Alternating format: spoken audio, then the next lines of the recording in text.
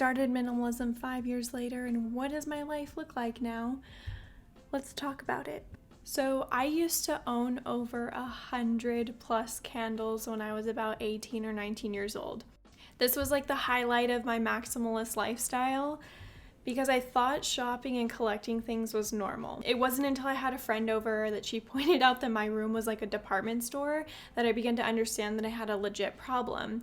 And I know she didn't mean this as like an insult. She was overall just very interested and curious, but I was really embarrassed when she said it. I was basically working for money at that company, and I was just basically giving it back to them. I wasn't putting any money away at all. My boyfriend put things into perspective for me, that most of what I was spending on was not important as the one dream that I always talked about, which was traveling around after college.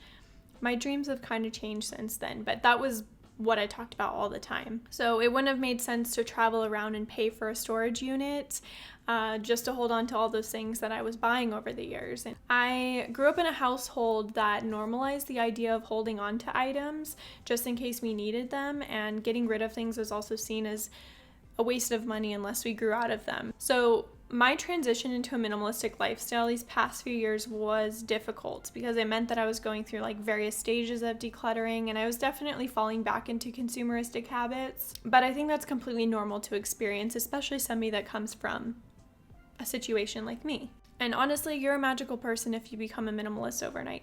By the way, if you guys hear random noises, it's because the people that I live with are downstairs and they're doing quite a bit. But I really wanted to film this right now, so sorry if my fancy little mic is picking that up. I could have started my channel about all the things that I was buying, you know. The life of an influencer Instagram baddie is great in theory, but I'm sure I could have raised to fame with collaborations or maybe even scamming some of you guys, but would I be happy?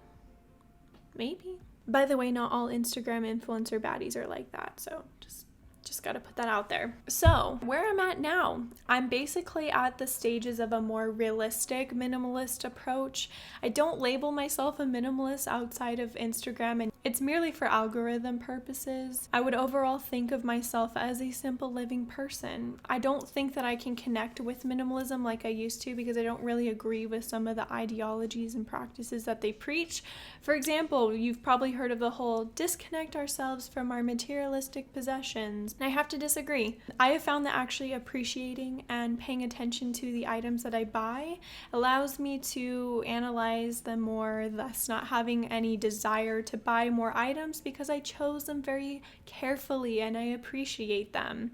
So yeah, I kind of have a connection to the materialistic items that I have. Even like my flathead screwdriver. That thing has been so useful to me. I'm glad that I have a flathead screwdriver. So I'm basically at the stages of a practical minimalist / simple living person. I moved in with 2 people, so there's definitely a disconnect from living simply in shared spaces, but it's okay because overall it's manageable, especially my own spaces such as my room. Would you guys like to see me clean my room in weird angles again and talk more about this? Let me know. I can talk about what it's like living with non-minimalistic, non-zero waste people.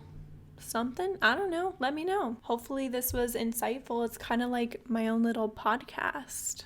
Ooh. Bye.